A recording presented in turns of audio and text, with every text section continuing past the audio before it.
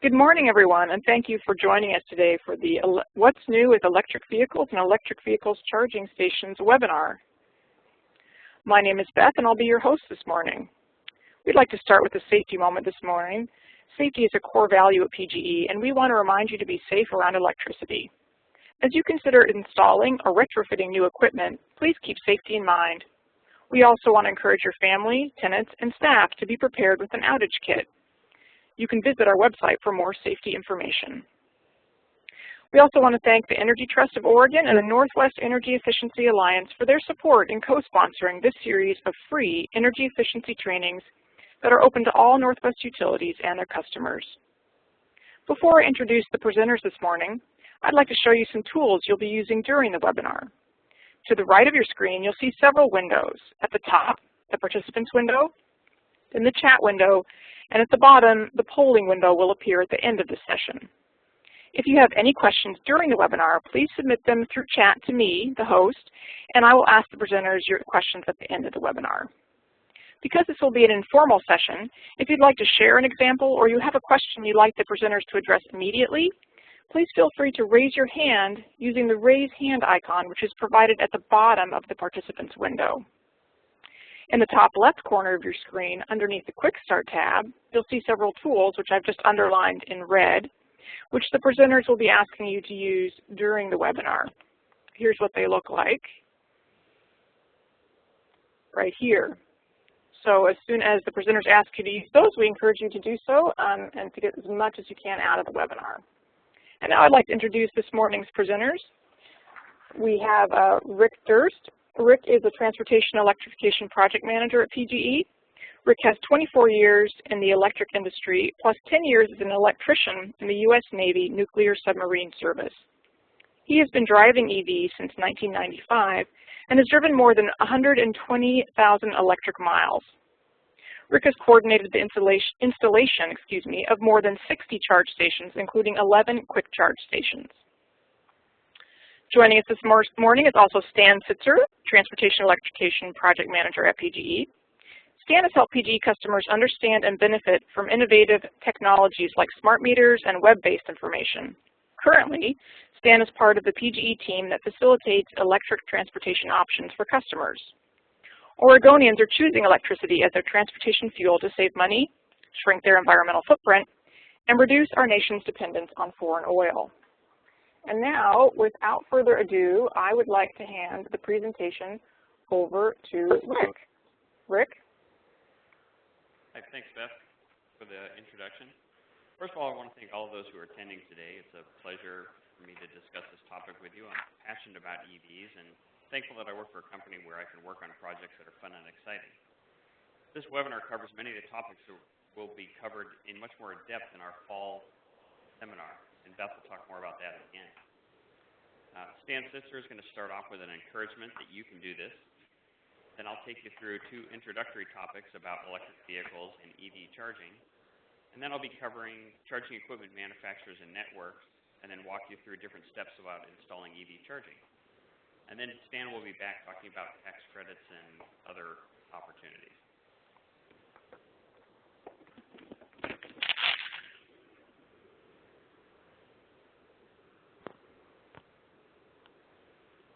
So it's really about you. Before I hand this over to Stan, I want to get a feel for you, our audience.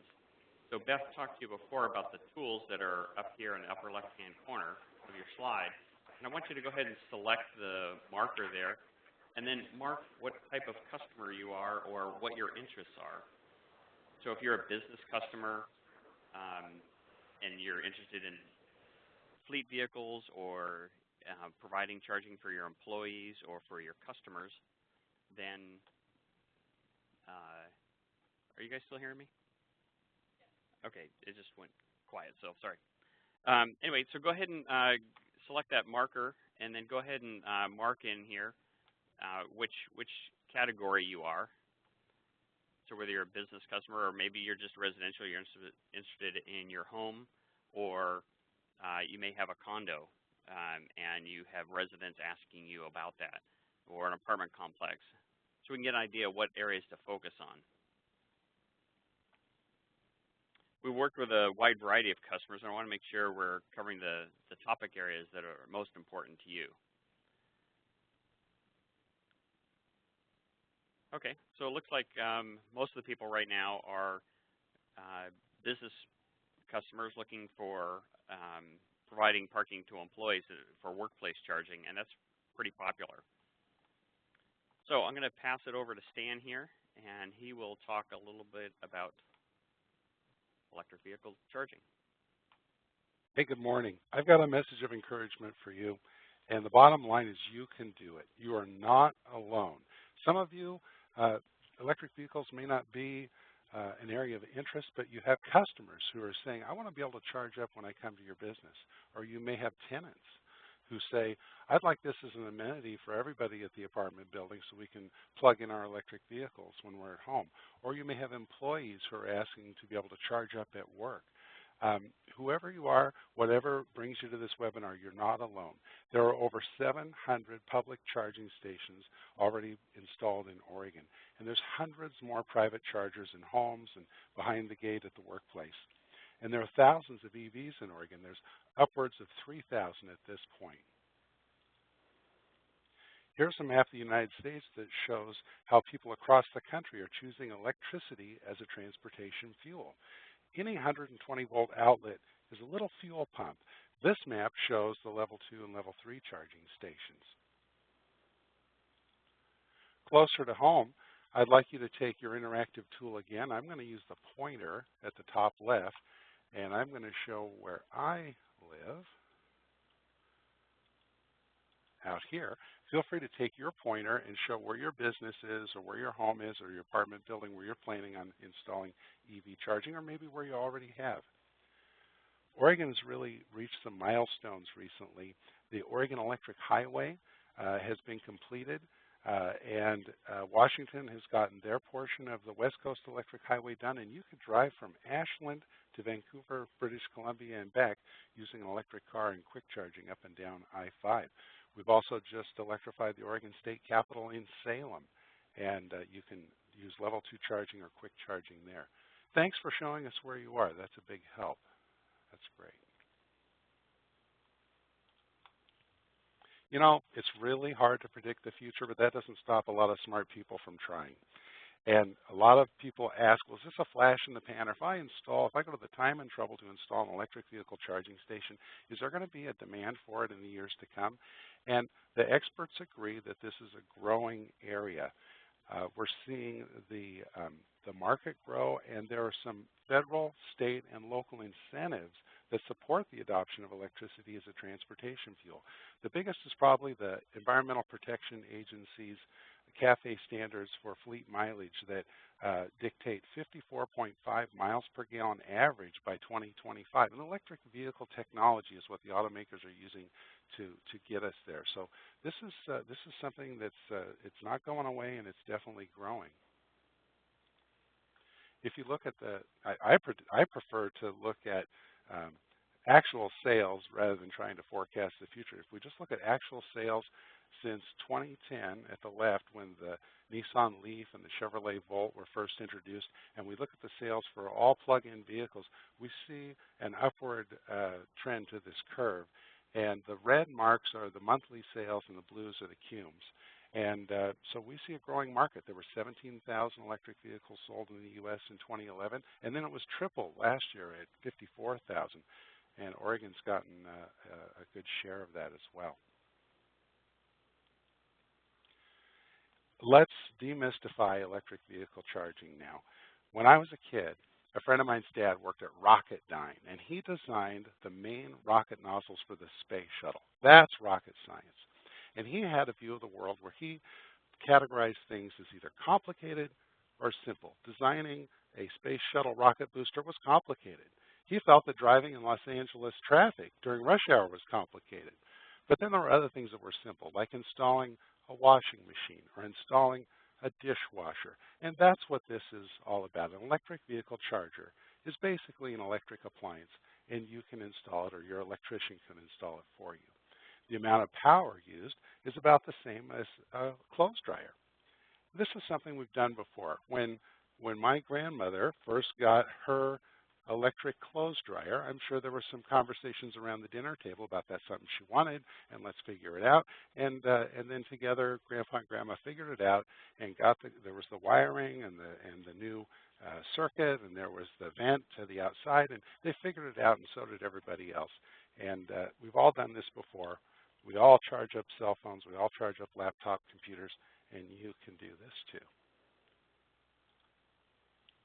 You know, when you think about it, cars have been electrified for a long time. There's the headlights, the taillights, the windshield wipers, the radio, the anti-lock brakes are controlled electronically, and the heating and cooling systems. What's been the case, though, is that cars have generated their own electricity using a gasoline motor or diesel motor, and they've been off the grid. Now we're seeing cars moving from being off the grid to being on the grid, and there's some real benefits. It's better for the environment. You help strike a blow for energy independence and getting off of foreign oil. And fleet managers especially are discovering there's lower operational costs if you fuel a car with electricity. Well, let's take a look at a quick cost comparison. And while I'm going through this, I'm going to ask you to take your marker or your pencil from the top, and I'm the color green, and I'm going to write down the miles per gallon of our family minivan. And go ahead in that top area, write down the miles per gallon of the gasoline car that you are driving now, or your family has. And, you know, we can do a lot better on a cost per mile than that 24 miles a gallon.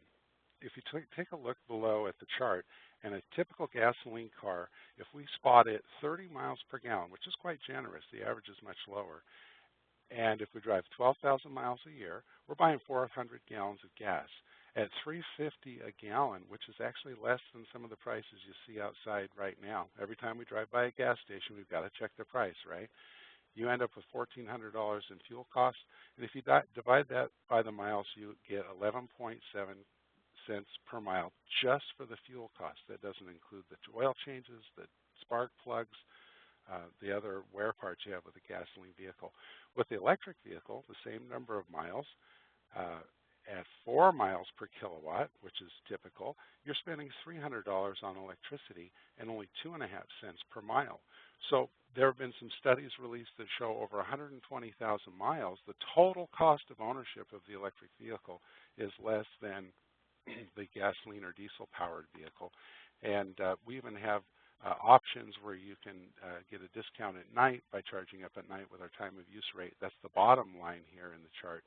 And that even costs less money. Electricity goes on sale at night. You know, if you look around you, you'll see Oregonians choosing a variety of electric transportation options, from the tram at OHSU to the streetcar that's built and operated here, Electric Avenue and other public charging stations. Even the Canby ferry boat was just refurbished using an all-electric system. So I just want to encourage you and to tell you you can do it too. And here's Rick to get into some of the nuts and bolts about electric cars and electric charging stations. Thanks, Dan. So I'm going to give you a kind of a brief overview of electric vehicles. This table is a quick introduction to the various types of electric vehicle drivetrains. Across the top up here is the vehicle types. And so you have hybrid, plug-in hybrids, or PHEV, and then you have battery electric vehicles, or BEV. And then the vehicle attributes down here are, do they plug in or not? What's their rough range? If they have an all-electric range or not? And then some examples of the different types of cars. So we'll start off with a hybrid car. Just a standard hybrid car doesn't plug in. The range is about 400, 500 miles. It depends upon the size of the gas tank, mainly there. And they don't have an all-electric range. They do run on electricity a little bit, but that's generated by the car, so you can't run it off the grid like Stan was talking about before. So it doesn't have an all-electric range by itself because the fuel for the vehicle is gasoline, or in some cases diesel. And the most common examples are the Toyota Prius and Ford Escape. But most manufacturers now have hybrids in a lot of different forms. And so the main advantages of a hybrid that the manufacturers are seeing is you're using the electric part of the motor that's in part of that drivetrain to do your starting, from a stop, and which is one of the most energy intensive uses of the engine, and they're using that to get higher gas mileage. So the next level is a plug-in hybrid. And we'll talk about the different charging levels. So the first one here, I have a plug-in. So the PHEVs can use level 1 or level 2 charging, and we'll explain that a little bit later. The range is about the same, 400 to 500 miles. That's not 4 miles to 500 miles, just so you know. It's 400 to 500. And then they have a variety of different ranges from all electric.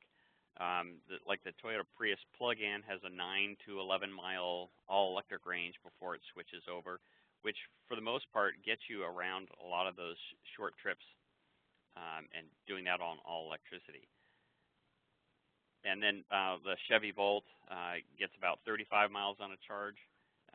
The new 2014 Volt is supposed to get up closer to 40. So examples of these are the Prius plug-in. So it's a Toyota Prius plug-in. They have a whole family of the Prius now.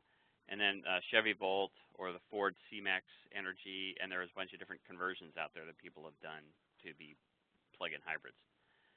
And then there's the battery electric vehicle. So for plugging those in, level 1, level 2, and DC quick charge, again, we'll cover what those are later on. And then their all-electric range is around 80 to 300 miles on a charge. And the examples of those, these are ones here that are available in Oregon. In fact, the Chevy Spark will be launched next week in Oregon. So there's the Ford Focus, the Honda Fit, Mitsubishi i-Car, Nissan Leaf, smart cars. They have electric and gas versions, and the Tesla S model and the Roadster. So all these cars are available right now in Oregon. So I said before that it's all about you, but now we're going to switch, and now it's all about the vehicles. So I want to find out, and this is using your interactive tools again. I want you to go ahead and mark on here. Now I say seen in the wild, so that doesn't mean you've heard about it on TV or something like that, but have you actually seen these vehicles? So most people have seen a hybrid car. Sometimes they're not really, they all have sorts of different markings and stuff on them. So if you've seen a hybrid car, go ahead and mark it in here. Under work, if you have one at work, your work provides vehicles, then go ahead and check that. And if you have, you've seen them around in your neighborhood or a friend has one, then go ahead and check it. And then if you have them at home, then go ahead and check that here. So using your interactive tools, go ahead and check off the ones that you have here. And then if you've rented one, so have you rented an EV, or work has, or a friend has, or you yourself at home have. Now, rented an EV, if you've seen some of the smart cars, electric car-to-go around in the Portland area, then you've seen a rented EV in the wild. Enterprise Rent-A-Car rents Nissan Leafs, and there are other ones as well. Now, if you've test-driven one, so I guess you wouldn't test-drive seen in the wild, unless you know of somebody who's test-driving a car. You've seen them do it, but you didn't actually do it yourself. If you have an EV, go ahead and check over here that you have one at home, if you know of a friend or a neighbor or something who has one. And then if you've owned more than one. So I'm on my third EV right now, so I'm going to go ahead and put a couple marks here. And I only have one right now, but I've owned more than one. My next one will be a Tesla S model, so that's my goal. So it looks like most people have, at least seen them. They have them at work. They know friends that have them. And it looks like we have, some people who have hybrids and have rented an EV. And we have, if you're a regular driver, so if you own one, I guess I should check that one there too. And that's great. So that's good. This is a good start to get an idea of, what people have. So thanks a lot for doing that. go to the next slide here. So as we talked a little bit earlier about different charging levels, I want to kind of explain those. So Stan did mention that every outlet out there is a potential place to charge up your EV. So a level 1 charging is kind of the slowest charging level you can get. You plug it into a regular 120 volt outlet. There is one caution though that we want to make sure that you understand, and that's that it needs to be a dedicated outlet. And being a dedicated outlet is like if you think about your garage and you want to plug your car into 120 volt outlet in your garage, you want to think about, do you have a spare refrigerator that's on that same circuit? Is your garage door opener on that circuit? Because what will happen is you'll plug in your electric car and all of a sudden you'll notice that your refrigerator will kick on and your electric car will be charging, and you go to walk in the house and hit your button for your garage door opener, and it'll end up going down about halfway because you have all these appliances on the same circuit, and it'll trip that breaker. And when you come out in the morning, not only will your car not be charged, but your freezer will be leaking all over the floor, and so obviously that wouldn't be a good idea. So make sure you plug it into a dedicated outlet, which is only one circuit or one outlet on a circuit. Now, all the new vehicles will come with a special cord set. So it'll look similar to this one here, and it'll plug in, has a little control box for it. And this is a special connector that all the new electric cars will have, and it's a standard connector, and you can plug it into any electric car. So you don't have to have a special charger if you had more than one vehicle, but all the vehicles will come with this. And most of the manufacturers call this an emergency charging cord because it really adds about 4 miles an hour while you're plugged in. So it'll charge up the car about 4 miles for every hour you're plugged in. The next level is level 2, and that's using 208 volts, which is typical for some business uses or commercial facilities, or like at your home, 240 volts. That's the same that your dryer would use or your electric water heater. And it, again, has a standard connector on it. So like over here, this is the standard connector, and there's an outlet on the vehicle that it plugs into. And so these are a couple examples of them that are out in public. And so those are commercial type stations. And you could have one at home. You could have a wall-mounted one at home. And some of the manufacturers will have a vendor that they have a preferred vendor that they work with and can install one in your home. And then the next level is a DC quick charge. This is higher power. You wouldn't typically have this at your home. You need 3-phase for that in most instances. And it's a larger size charger as well. And it'll charge up a car in about 20 minutes. And so the examples for that would be the Nissan Leaf, the Mitsubishi i-Car, and the new GM Spark when it comes out.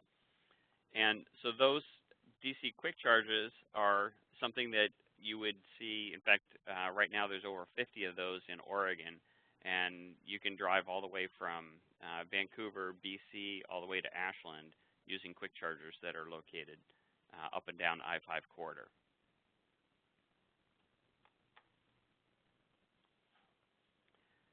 So I know I said before it's about you, then I said it's about the car, now it's really about EV charging, because that's really what we want to do. So we're going to have you do the same thing, get your little tool out there, and if you've seen one in the wild, if you've been up to PSU and seen the chargers at Electric Avenue, if you've used one, then go ahead and check that. If you've seen someone else use one, then go ahead and check that. And if you own one, which means you have one at home, or if you're a workplace and you have a workplace charger, or you have a friend that has one, then go ahead and fill this same thing out, and so we can get an idea how, there are people out there who haven't seen or don't know much about them. And I think the biggest thing about this is, really understanding that, first of all, like Stan had mentioned, there's hundreds of these here in Oregon, and if you count all the electric cars that people have at home, there are thousands of them. So they're oh, I see somebody who says, I wish. Okay, I like that one. Okay, so you want to have one at home. Okay, we'll leave this here for, I think people are checking the different ones here. so that's good. I mean, really, if you go to a Fred Meyer or you go to a Walgreens, you know, a lot of those have them. Burgerville, some of the fast food restaurants have them. Woodburn and Elmer's has a DC quick charge and stuff. So there's a lot of these different ones out there that that are available. And I think you know, people always talk about the chicken and the egg. What's going to come first? Is the infrastructure going to be there? Are people going to buy cars if the infrastructure's not there? And we've worked with a number of different people to make it happen so that the infrastructure's out there, so people feel more comfortable about that. All right, we're going to go on to the next slide here.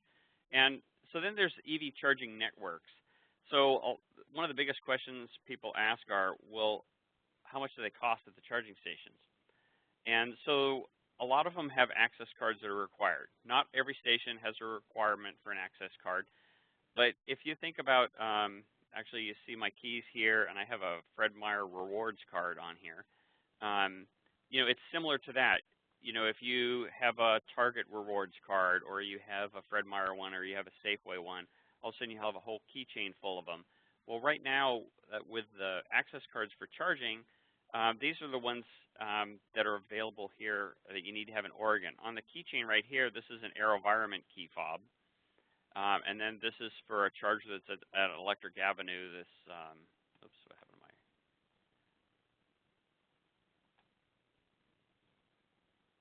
Oh, there it is. Okay, so this one here up at Electric Avenue, there's a charger up there. This is the one that has the most in Oregon here is the Blink network, and that's part of EcoTally, which is the EV project that got federal funding to install chargers. They have the most chargers here in Oregon, and they all require an access card. ChargePoint, also in Oregon, they have an access card requirement. A lot of the Walgreens stores, there's over 50 in Oregon that have SEMA Connect chargers. They don't require the access card, but if you have the access card and use it, then also it'll send you a text message or an email when your charging is completed. And then there's OpConnect, which has stations mostly in Oregon, a few in California, and quite a number of them in Hawaii.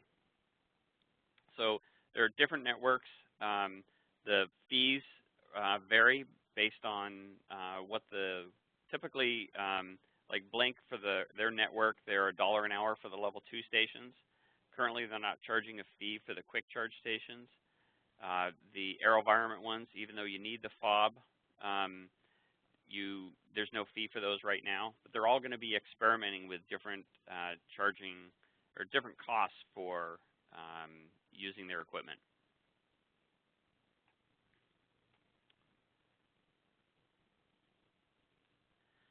So as I mentioned, we talked about the example of networks, and the West Coast Electric Highway. So here we are up in Washington. All these chargers here in these areas here, and all the way down I-5. These are all AeroVironment chargers, and also the ones out on the coast. Most of these are AeroVironment chargers as well.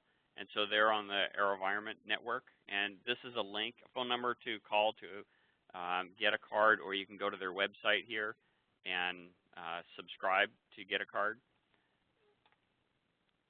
So all these over here are also AeroVironment. And I think all these are as well. And then I'll do a different color here for the Blink network chargers. And these are just the DC quick chargers. So all the ones in this area here,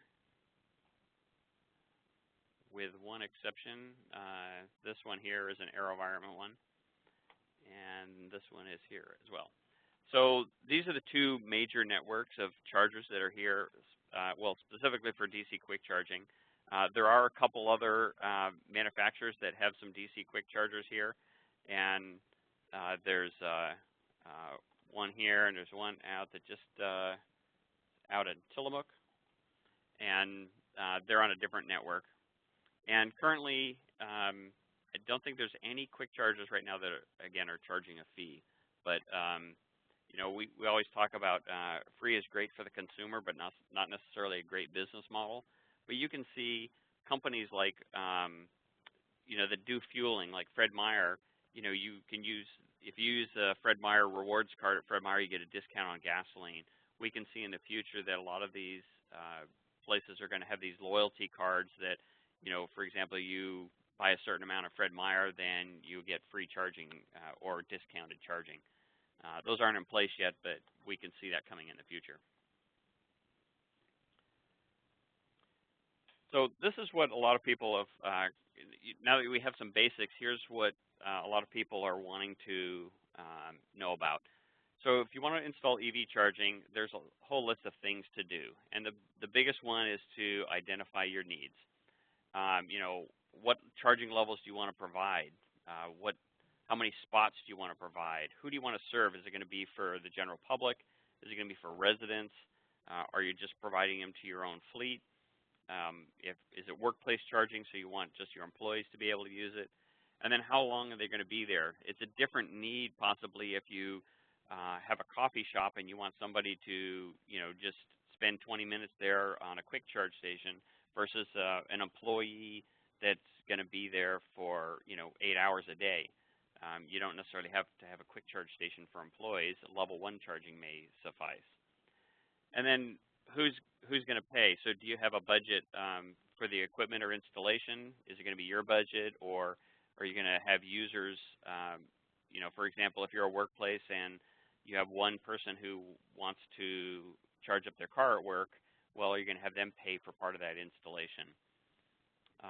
Or especially if you're a condo association and you're having people buying electric vehicles and wanted to charge it up at your condo.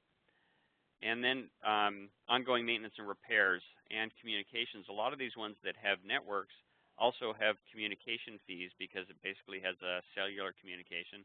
Some of them do have Wi-Fi, and so if you have Wi-Fi available at your facility or can put it in, then you can reduce some of those communication costs. But these are things you're going to need to make sure you're budgeting for and thinking about. And then for the use, are you going to charge a fee for it, or will it be free? Some examples here. Well, let me finish going through here. So where are they going to go? So is it going to be public spots? Is it going to be for an individual residence? Are they going to be common spaces? For example, a condo that you have some visitor spaces that you wanted to electrify. And then is it going to be in a parking garage? Is it going to be outdoors? Are you going to need wall mounts or pedestal mounts? Those are things you're going to have to think about before you start checking with prices from different vendors or manufacturers. So kind of some examples. If you have a large employer, we worked with one large employer. They didn't want to provide free charging. They did have some level 1 charging out there at their location, and employees used it all the time, and it was free. But they decided they didn't want to provide free charging anymore, and they wanted just to have something that could charge up the cars a little bit faster, and they wanted to provide it. So they went with, for example, a charge point. We talked about the charge point network. So you get an individual card. The users you could set a fee, so the business set their own fee for using that. It's part of the charge point network, so the payment part of that all is done through ChargePoint, and then the employer would get that revenue coming back to them minus whatever the fees are for the ChargePoint service to provide that communication service and the payment mechanisms. And then we've had, at PGE here, we provide both workplace and visitor options, and for the most part, we're using the Blink stations. And so we have those at quite a few facilities that PGE owns, and that was part of the EV project. Those were put in. Then we've had some small employers that have said they don't want to invest a lot in the infrastructure, and so they're just providing level 1 charging.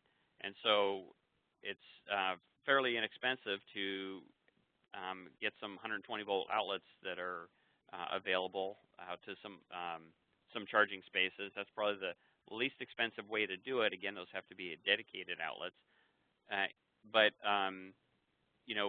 the employees are there all day long, so most people are driving less than 30 miles a day. So if they're parked at their office building for 8 hours and they're plugging into a level 1 outlet, their car would charge up about 30 or so miles in that time they're parked there, so that should meet most people's needs.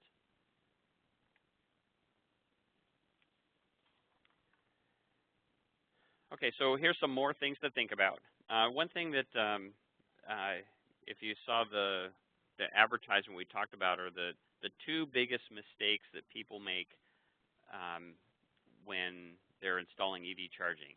And the first one is planning. And people need to plan ahead. And so we talked a little bit about in the last slide. I talked about budgeting. And then we talked about if you've decided to collect a fee, how are you going to do it? Are you going to use a network station? Are you going to have a monthly bill, so you're going to do it through payroll deduction? Or maybe you already have parking that has a parking fee. Then are you going to have additional parking fee for people who are using charging at those locations? So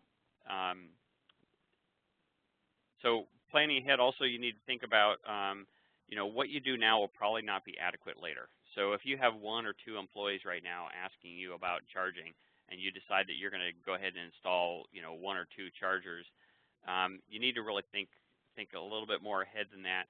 And even though if you don't need them right now, if you're digging up concrete to put in some conduit to provide out to that location, put in bigger conduit and more conduit than you think you need right now, because when you have a trench open, it's a lot cheaper to throw in an extra conduit or put in a little bit larger size so you can pull more wire later on. So you really want to think about that. Also, if you're tearing up a parking lot right now because you're doing some remodeling or some construction, even if you're not going to put in charging right away, put in the conduit and get it marked and make sure it's in the plan, so a year from now or 2 years from now, it'll be a lot easier. Next one here is accessibility. Right now, there's no requirement for accessibility for charging stations. There aren't any ADA guidelines around it, but there are people who have those needs. And in fact, we have a couple people down in Salem who have called and asked about which spaces might be ADA accessible. So we can see that coming in the future, so you want to plan that when you're thinking about it. Think about putting some of these charging locations near some of these access routes or ramps. Make sure you're putting them in where there could be some extra space for people to get in and out and have a little bit better accessibility. So if you look at this example here in this parking garage, this is here at our facility at the World Trade Center. We have some EV parking that has some space to it. This isn't a marked ADA space, but there is more accessibility here. And actually, we did widen these spaces to make it a little bit easier to park in here. Also, if you think about it, just like gas fillers on cars aren't set up, they're not all in the same spot. Some are on the left, some are on the right. I don't think anybody puts them behind the license plate anymore, but you might have some old cars that still have that. Well, electric cars are the same way. Some are on the driver's side, some are on the passenger side, some are in the front of the car, some are in the back. So you want to think about where those cords are going to run, and you might want to provide a little bit extra space for that.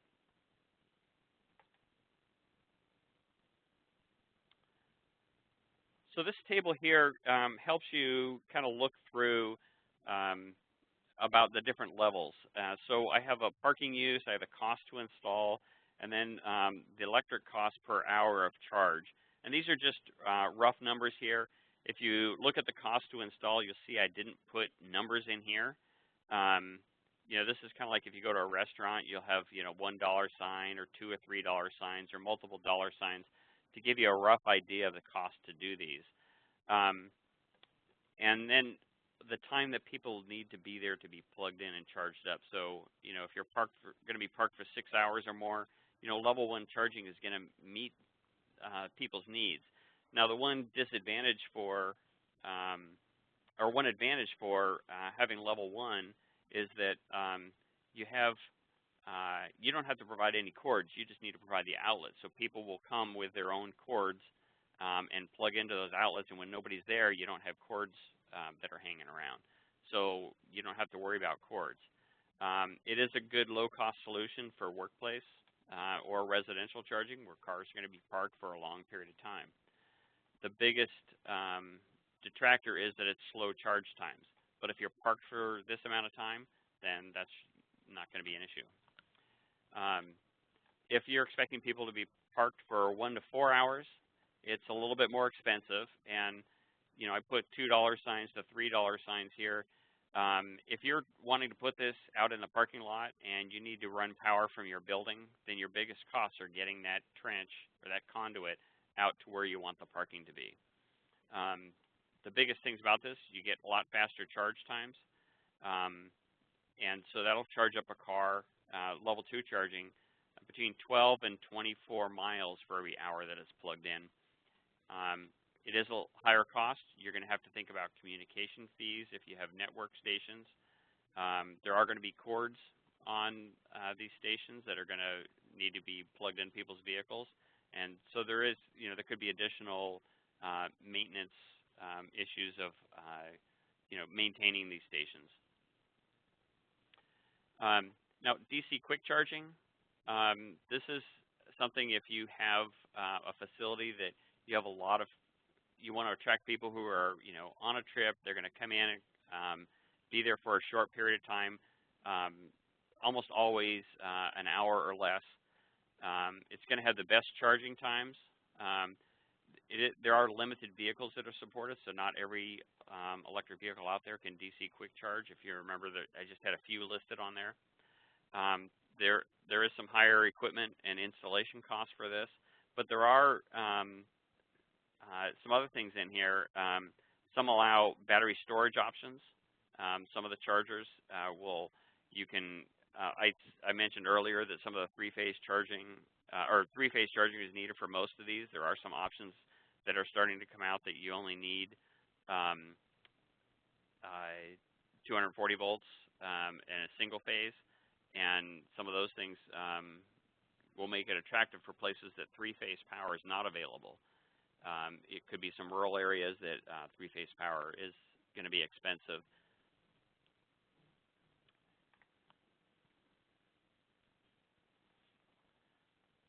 So this next slide here, and I don't expect you to be able to read this whole thing, but there are, right now, there's probably 40 to 50 charging station equipment manufacturers that are providing equipment that in the U.S. There's 12 of them right now that have equipment here in Oregon.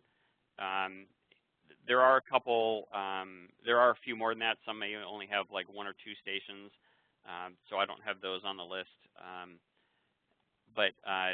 So these 12 here all have equipment here in Oregon, and I provided the company name, where the company is headquartered, the services that they provide. So for example, level 2 DC quick charging, some just provide level 1 or level 2 charging. I put in the contact name and their phone numbers, and then an email if I had it. I guess I have them for all of these here.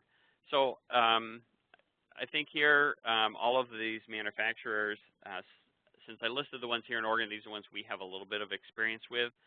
And there are quite a few ones, like, you know, like I mentioned, Blank and AeroVironment probably have the most. Clipper Creek is one that provides, I don't really talk about this, but they provide some higher power level 2 stations. And some of the things that we didn't cover fully in here are going to be covered in the seminar. So I want to make sure you think about that, if you're interested in doing this in the fall, we're going to have a seminar where you'll be able to see a lot of this equipment. We'll have some vendors there displaying their equipment, and we'll be able to talk a little bit more in detail about all these topics. So I'm going to be passing this back to Stan, and Stan is going to talk to you more about some of the tax credits and incentives that are available. Thanks, Rick. Remember we talked about avoiding the 2 biggest mistakes when you install an EV charging station. The first was not planning. So Rick went through a lot of the things you want to think about, and ask your contractor, or call us and ask us for advice. before you launch ahead with your project. The second biggest mistake is paying too much, spending too much on installing a electric vehicle charging station. So there's tax credits that are available to help you as an individual or as a business. On the federal side, I'm going to use my own home as an example where I installed an electric vehicle charging station. My total cost was about $1,500. I got more than half of that back in the form of tax credits. On the business side, the federal tax credit is for 30% of the project up to $30,000. So you could install several charging stations at level 2, and that could be covered with those tax credits. On the personal side, it's 30% up to $1,000. And here's the IRS form. And I am not a tax professional, so you're going to want to check with yours to make sure that you have the ability to utilize these tax credits. On the Oregon side, there aren't tax credits for the vehicles like there are on the federal side, but there are tax credits for the charging infrastructure, and a lot of people don't realize that, and they're available to you. On the business side, it's up to 35% of the cost, and we're expecting an opportunity announcement soon from the Oregon Department of Energy. This link on the presentation, I encourage you to download the presentation. You'll have this link and all that contact information that Rick provided. Then on the personal side, the credit is 25% of the cost, up to $750. So there's money available to help you with your charging infrastructure project.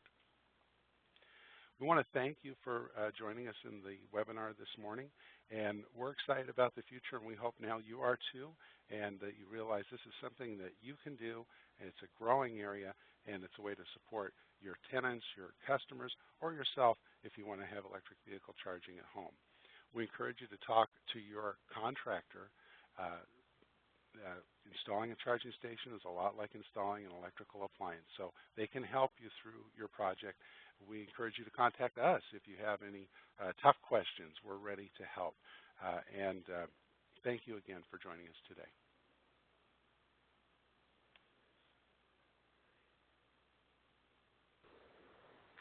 Thank you, Rick and Stan. We want to remind you of some upcoming webinars and seminars.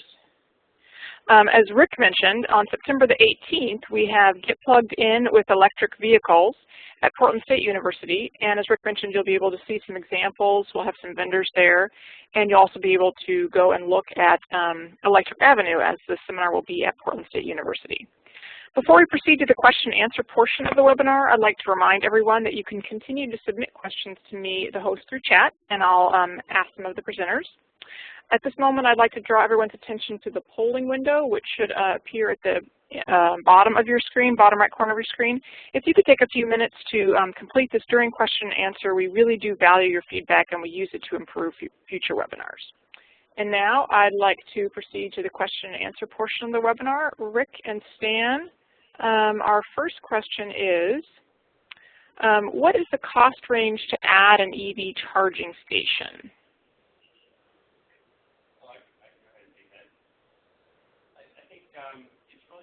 You're on mute. What? Rick, could you start over again and please answer for that question? Oh, okay, sorry about that.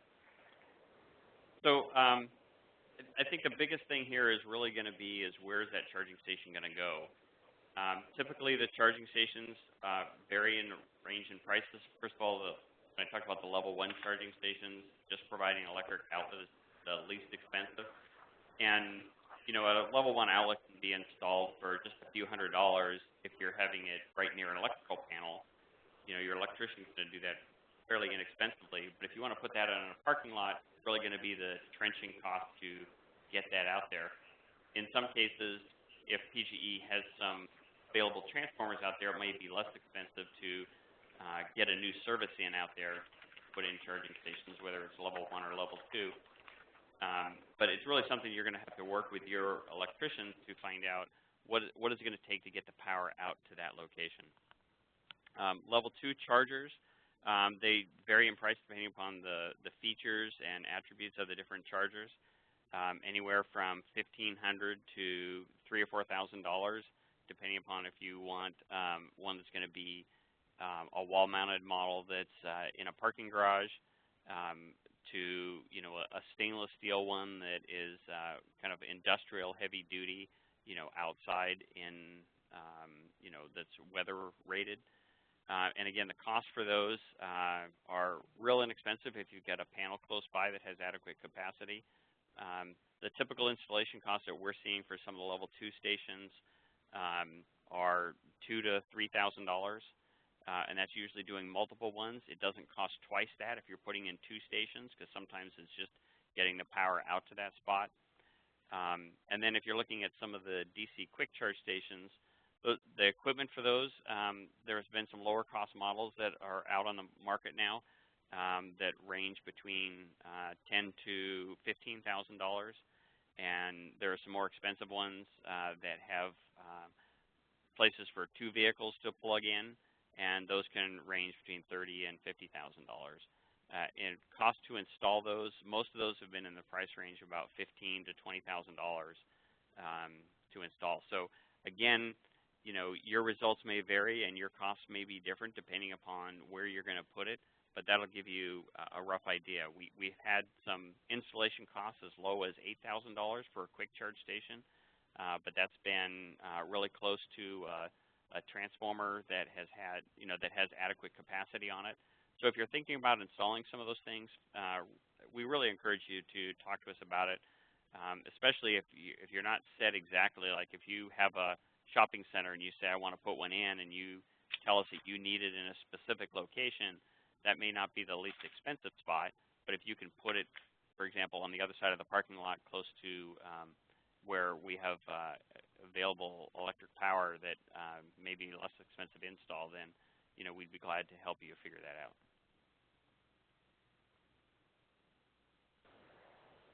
Thanks, Rick. The next question is, what is the permitting process like, and where do I start with that? Okay, I'll take that one too. You know, for just an electric vehicle outlet in a residence, for example, the state of Oregon has a minor label permitting program, and so an electrician can actually just go in, install that electric vehicle charging station in your home in a simple location. If it's outside, it doesn't meet the minor label program. But they can just come in, install that, stick a sticker on it. Doesn't need to take, I mean, it can all be done in one day. If you are doing some charging stations, some level 2 charging stations, and you're putting them in a parking lot that isn't affected by right-of-ways or you know, landscaping issues or something like that, then you know, that's just a simple, again, electrical permit that you can work with your electrician to do. If you're looking at a DC quick charge station that might be taller, or you're affecting the numbers of parking spaces in a parking lot, or you have some visibility to the street, you may have site permit evaluations that a city may require. Some of the ones we've been doing have taken a 2 or 3 week review time, depending upon where they're located. The height of them may require a construction permit. So there's a lot of different things depending upon what it is. I think Stan might have something he wants to add there. Yeah, I just wanted to add that different cities are different, but by now most of them have dealt with this. So in some of the installations that we helped facilitate along the Oregon Electric Highway, it was the first time a city or a county had dealt with electric vehicle charging stations. They have more of a routine now to that, and the amount of time it takes is getting shorter and shorter, and they're familiar with the process.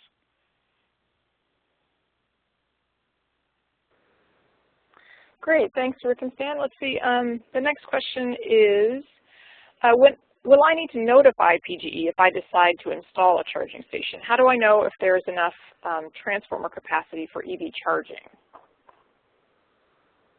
Well, I'll take that one too. The first step on this one is really to get your electrician involved and talk to your electrician, because the first thing you need to do is, if you're installing it on your side of the meter, then the electrician needs to make sure you have adequate capacity in the existing panels that you have. And depending upon, you know, if you're just installing a 120-volt outlet, that's not really something that you would need to call PGE and tell us about. But if you are installing bigger equipment, then you need to make sure that your electrician is contacting PGE to find out if that's going to affect the load on the expected load on your service. We have some guidelines in PGE's electric service requirements book, and that's available online. we can provide a link to that, so that it has some guidelines around the size of equipment that you need to worry about. If you're going to be installing a DC quick charge station, you certainly need to work with PGE. You know, the customer installing this is going to be responsible for the cost of any upgrades needed to a transformer. And in some cases, there's a line extension allowance that you'll get towards those costs. So there'll be some credit back to you for any upgrades that are needed. And the main thing is, though, not that we can really help you find the best place to put that where maybe an upgrade isn't needed. So that may help determine where you want to put those. So we really encourage you to talk to us if you're going to do those. PG does have a request for service, for new service form on the website that you would need to supply. Your electrician should be familiar with that. So in most cases, you know, especially if you're a fleet operator and have a lot of charging you need to put in, we really encourage you to start with your electrician, get the requirements of what you think you want to put in, and then talk to us about it so we can make sure that you have adequate capacity on the transformer. Thanks, Rick. We have time for one more question, I think, and that question is, if someone has property and is willing to offer up the space, would PGE can they install, maintain EV charging stations? I'll take that question. Actually, we do not provide electric vehicle charging services except on a very limited scope along the Oregon Electric Highway at the direction of the Oregon Public Utility Commission. So basically, if you want to put a charging station on your property, it would be your equipment and your investment, and you can decide if you want to do that for your customers, if that's an amenity for tenants, or if it's a benefit to your customers, and that can attract a lot of customers. We've seen that at several of our sites. That's an investment you can make. Also, you may want to be part of a charging network, and that's something that you can talk to a charging network about, like the Blink network or the ChargePoint network. There are opportunities there as well. There's also promotions and discounts on the equipment. As some of the federal funding for the equipment is wrapping up, there really isn't any free equipment out there right now, but some of the pricing has gotten very competitive as the federal programs have wrapped up. So you can get deals on equipment, and it's more affordable than a lot of people think. Thanks, Stan, and I want to thank all of you for joining us today. We'll stay online for a while in case any of you would like to ask any additional questions. And please join us if you can at the September 18th seminar. And I'll leave you with this slide if you want to jot down Stan and Rick's contact information. We will be sending you the slides and a recording of this webinar within a couple of days. So thank you again.